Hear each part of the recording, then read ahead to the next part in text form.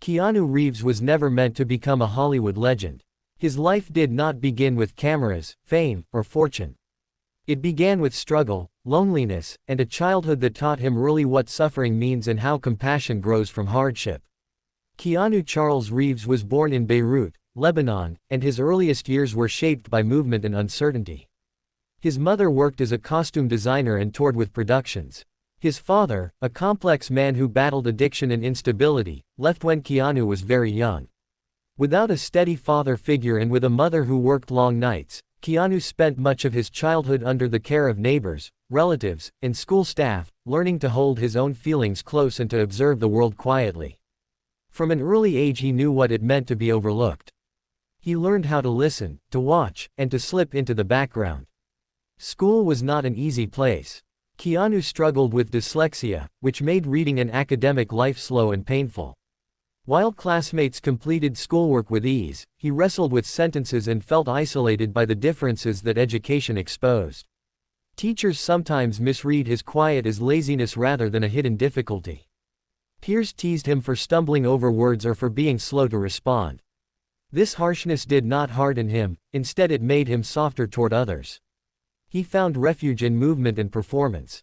Ice hockey gave him a physical outlet, a place to be fierce in ways words could not express. Acting gave him a different kind of permission, to become someone else for a while and to step outside the loneliness that accompanied his private life. At 16 he left school, certain that the traditional path would not carry him where he needed to go. He took odd jobs, from newspaper delivery to cleaning sets, and he auditioned whenever he could. His dedication was quiet but fierce. He was not someone who demanded attention. Early in his career he lived modestly. He shared apartments, slept on friends' couches, and drove cars that needed constant repair. Instead of expensive indulgences he saved what money he could and paid attention to people around him. His early screen roles were small, but they revealed a rare honesty.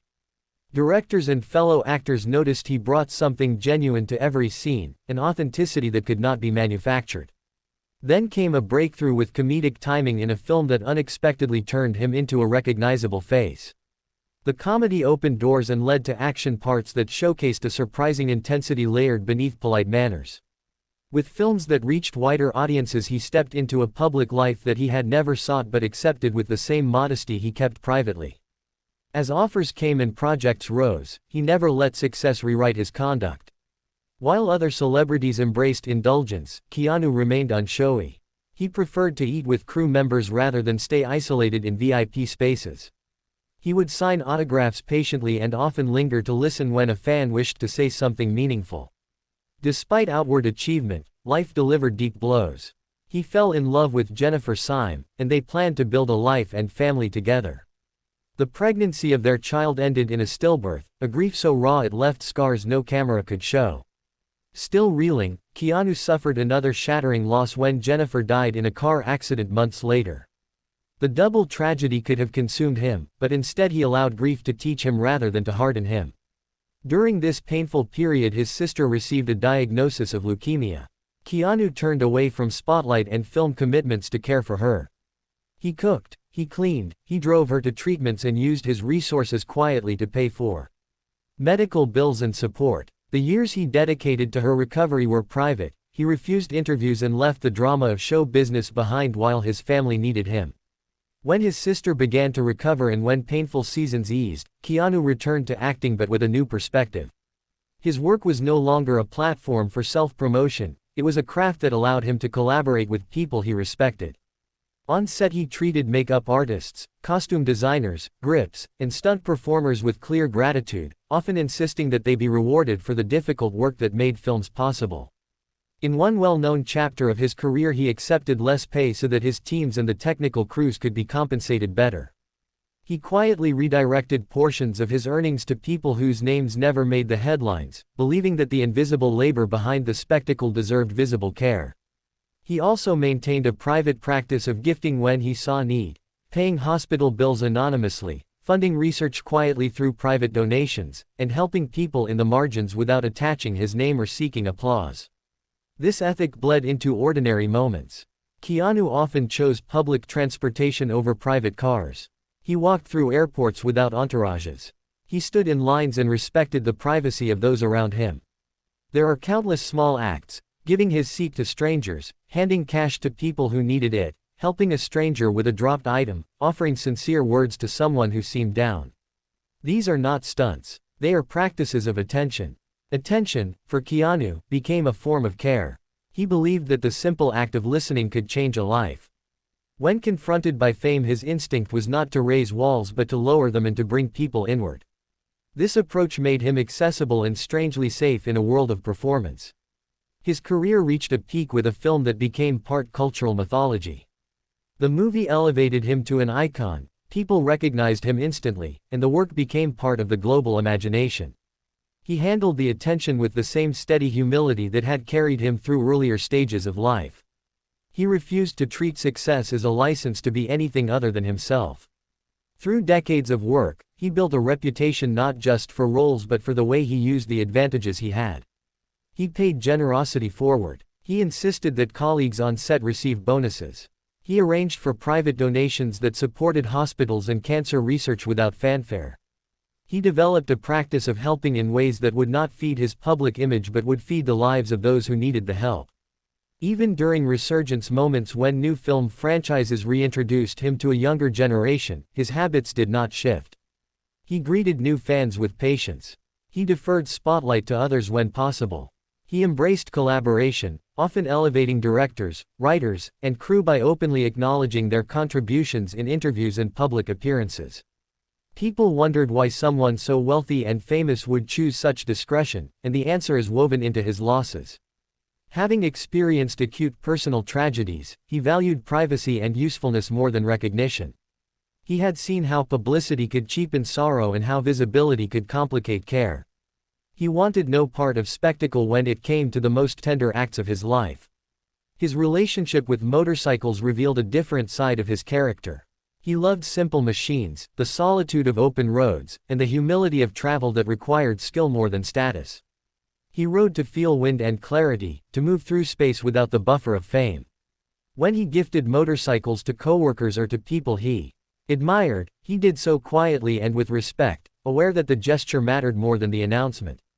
Keanu's worldview could be summarized in small statements he made in conversations about luck and pain. He did not pretend suffering made life admirable. Instead, he suggested suffering sharpened empathy.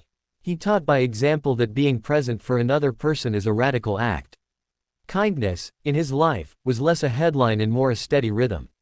The public appetite for stories about him grew into a phenomenon. Viral videos, interviews, and stories circulated widely that showcased his acts of kindness. People began to call him the kindest man in Hollywood, the man who gave away his movie salary to crew, the man who refused to buy a flashy lifestyle despite being able to. As viral attention swelled, he continued to refuse the celebrity script. He used his platform to fund projects he believed in rather than to chase publicity. His private foundation, never officially labeled with his name, supported cancer wards, children's hospitals, and research initiatives.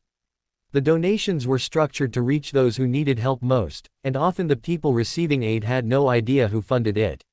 He simply believed that money should be a tool for alleviating suffering rather than a path to admiration. In his public interactions he remained startlingly ordinary. He signed autographs without hurry, he posed for photos when asked, and he respected boundaries. He treated each person as deserving of dignity, and this ethic extended to how he handled fame itself. He refused to be worshipped and encouraged a culture of mutual respect instead.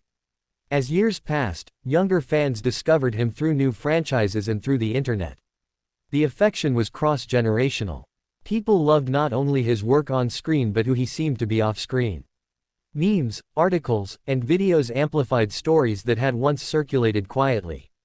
Still, his preference was to let actions speak, to keep the most essential details concealed from the glare of mass media. Keanu's story is a reminder that public success does not erase private sorrow and that the capacity to be gentle is not a weakness but a form of resilience. He embodies a paradox: immense fame and extraordinary humility. He became an unlikely moral teacher in a culture that often equates value with visibility. He loved art and quiet creative practices beyond acting. He played music, read poetry by favorite writers, collected books, and valued the slow work of making. Those practices grounded him and connected him to others outside of fame. He was attentive in friendships, offering presence in hours when people needed someone to sit with them without judgment. Over time, those private rituals became the scaffolding of a public life that surprised many. He also loved the quiet work of craft. He studied scripts with patience, learned stunts with humility, and practiced fight sequences until they felt effortless. He treated acting like a discipline rather than a shortcut to fame.